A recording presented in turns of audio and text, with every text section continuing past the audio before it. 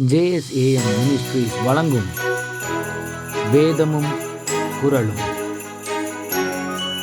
இன்றைய குறள்: பருவத்தோடொட்ட ஒழுகல் திருவினை தீராமை யார்க்கும் கயிறு.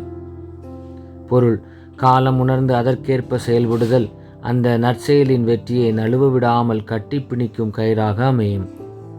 வேதவசனம் சொல்லுகிறது, நாட்கள் பொல்லாதவைகளானதால் காலத்தை பிரயோஜனப்படுத்தி கொள்ளுங்கள்.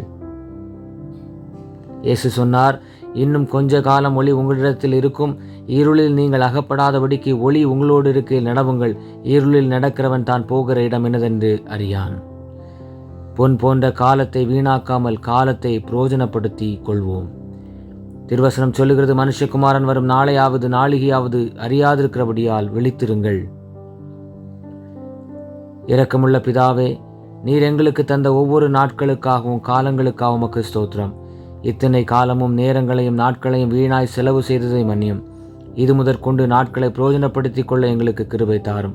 காலங்களை அறிந்து கடைசி நாட்களில் வாழுகிறோம் என்ற உணர்வுடன் தேவ பயத்தோடு மீதமுள்ள நாட்களை பயணிக்க எங்களுக்கு உதவி செய்யும். இயேசுவின் நாமத்தில் பிதாவே, ஆமேன். இந்த நாள் இனிய நாளாக அமைய வாழ்த்துக்கள். கர்த்தர் உங்களை ஆசீர்வதிப்பாராக. ஆமேன்.